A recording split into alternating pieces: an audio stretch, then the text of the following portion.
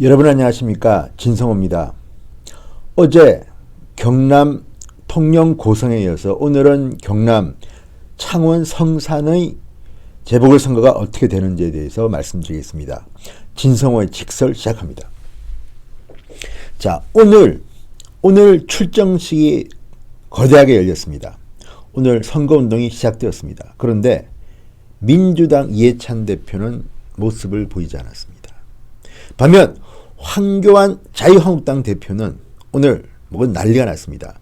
오늘 창원 성산에서 출정식을 가졌습니다. 자, 4.3 보궐선거 공식 선거운동이 시작된 날입니다.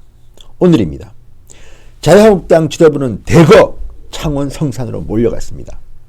황교안 대표, 나경원 원내대표, 한성교 사무총장 일제히 내려갔습니다. 그래서 창원 경제가 망하게 된 주범은 문재인 정권이다. 문재인 정권을 심판하자. 그리고 강기훈 후보에게 힘을 실어달라. 목소리를 높였습니다. 오늘 저도 자유한국당 공식 유튜브 오른소리로 중계를 봤는데요. 정말 출정식이 대단했습니다. 그리고 또 한 명. 이 자리에는 많은 사람들의 시선을 끈 인물이 하나 있었습니다. 바로 오세훈 전 서울시장이었습니다. 자, 황교안과 오세훈이 같이 떴습니다. 강기훈 후보의 출정식입니다. 4.3 보궐선거의 공식 선거일이 시작되는 오늘 자유한국당은 그야말로 잔치 같은 분위기 속에서 출정식을 치렀습니다. 이날 황교안 대표는 아주 인상적인 연설을 했습니다. 물론 대중연설이 익숙하지는 않습니다. 제가 봐도 좀 어색하지만 그 내용은 알토란 같습니다. 문재인 대통령한테 물었습니다. 황교안.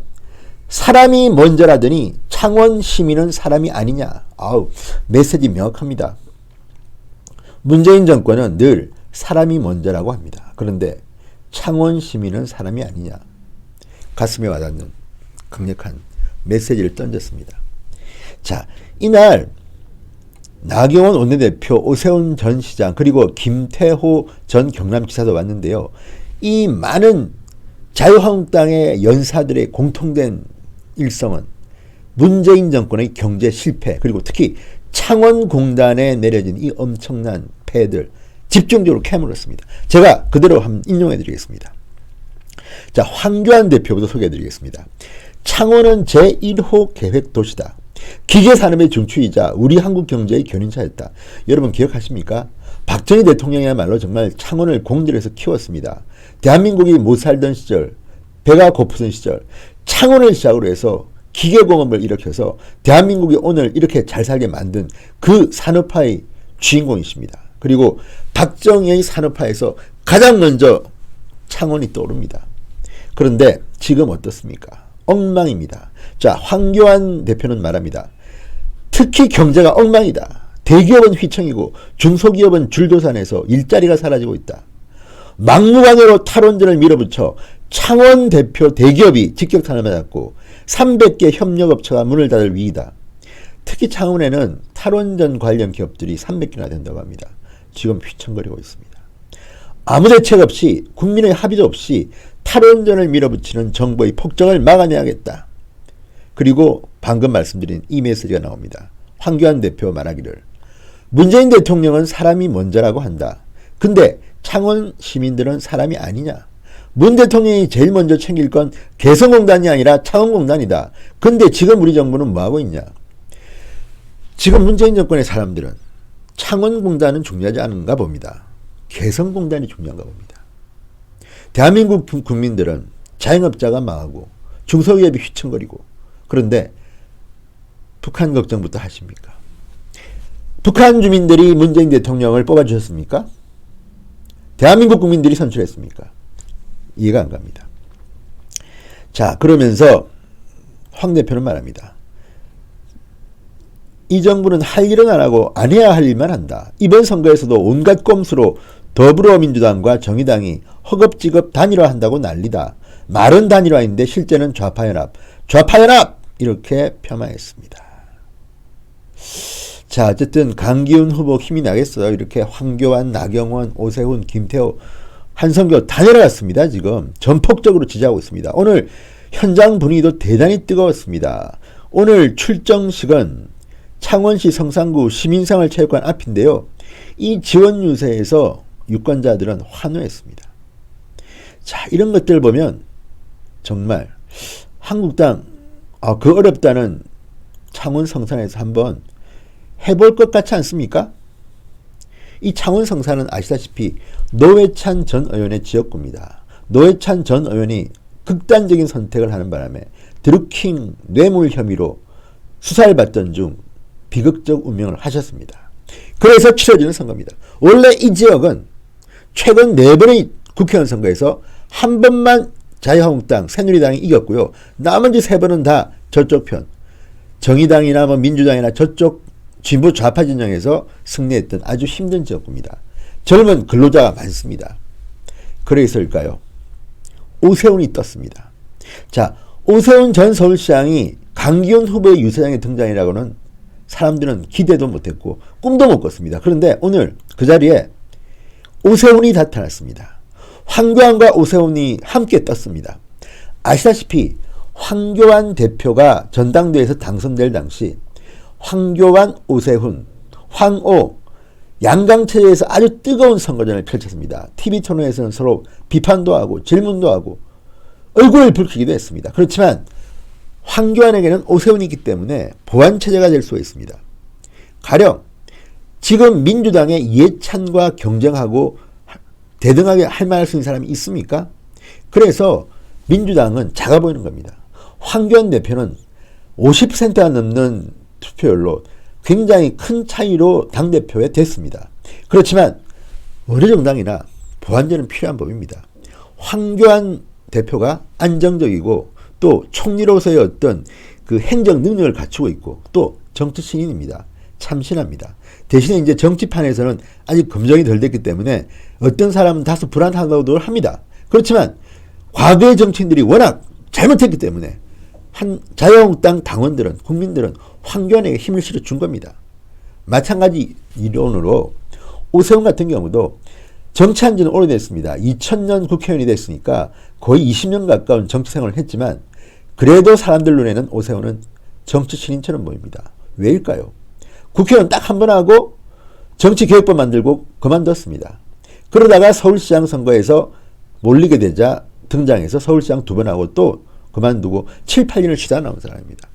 황교안이 있고 오세훈이 있습니다. 특히 창원 성산 지역은 젊은 근로자가 있고 하기 때문에 오세훈이라는 다소 중도적인 이미지의 개혁보수 이미지의 유세할 수 있는 그런 사람이 필요합니다. 그런데 오세훈이 나타났습니다. 자, 황교안 대표, 이것도 황교안 대표의 리더십이라고 할 수 있습니다. 정확한 사정은 제가 알 수 없습니다만 언론 보도를 보면 황교안 대표가 임명한 한선교 사무총장이 뒤로 오세훈 전 시장에게 도와달라는 그 협조를 요청했다고 합니다. 그랬을까요? 오늘 오세훈 전 시장 마이크를 잡고 한마디 했습니다. 제가 지난 전당대회에서 이제 떨어진 뒤에 내 지역구인 서울 광진을, 그러니까 추미애 의원과 붙어야 됩니다. 광진을에서 찌그러져서 지역구만 살피려고 했는데 이런 뜨거운 선거전이 있다고 했기 때문에 달려왔다. 여러분 잘왔죠? 그래서 박수를 받았습니다.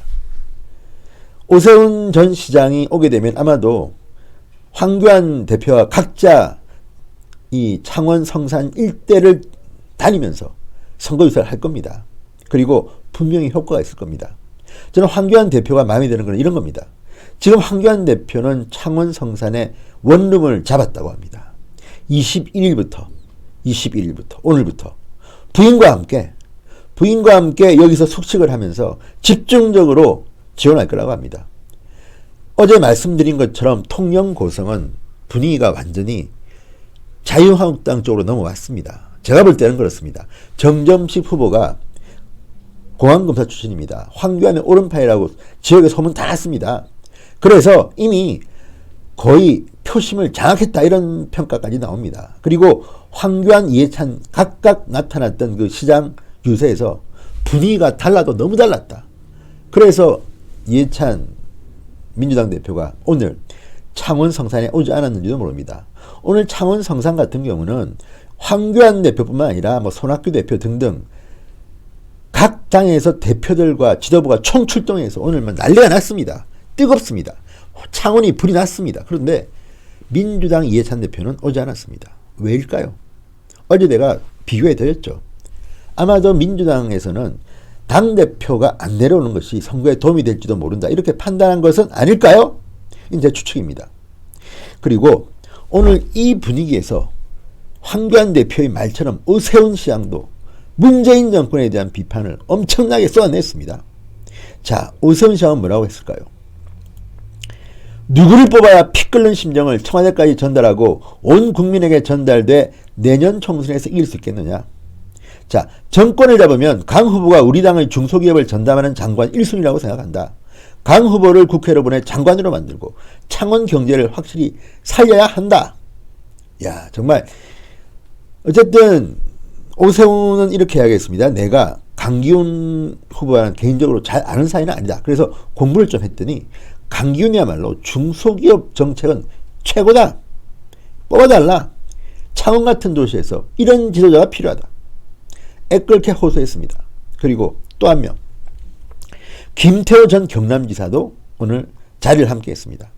김태호, 서울에서는 김태호 전 지사가 그렇게 물론 유명하지만 그래도 그 정도는 아닙니다만 경남에서는 아이돌입니다. 아이돌. 김태호 지사 얼굴도 잘생겼고 또 스킨십의 왕입니다. 스킨십의 왕이라고 불리는데 김태호 경남지사 역시 오늘 강한 연설을 했습니다. 자, 안보가 깨지고 경제가 깨지고 외교가 깨지고 국민의 마음이 갈기갈기 찢기고 있다. 강기훈 후보의 당선만이 어둠 속을 헤매고 있는 대한민국호의 새로운 희망의 신호탄을 쏘아올 수 있다. 지원 사격을 했습니다. 자, 이 강 후보의 출정식 정말 강 후보는 기분 좋겠습니다. 이렇게 많이 도와주니까. 그리고 분위기는 한국당으로 오고 있는 것 같습니다. 그렇지만 사실 이 지금 창원 성산의 선거 만만치는 않습니다. 워낙 지금 문재인 정권의 인기가 떨어지고 있고 경제가 폭망했기 때문에 한국당에게 그만큼 반사이익이 오는 것은 사실입니다만 여론조사만 보면 그렇지 않습니다. 자, 경남 MBC 의뢰로 리얼미터가 벌인 여론조사 결과입니다. 최근 건데 강기훈 후보 30.5%, 그리고 정의당의 여영국 후보 29%, 오차범위 아닙니다. 권민호 민주당 후보 17.5%, 손석형 민중당 후보 13.2%, 이재환 바른미래당 후보 3.6%. 자, 이것 보면요. 일단 박빙으로 지금 한국당의 강기훈 후보가 겨우 0.5%네요. 0.5%포인트, 1.5%포인트 이기고 있습니다.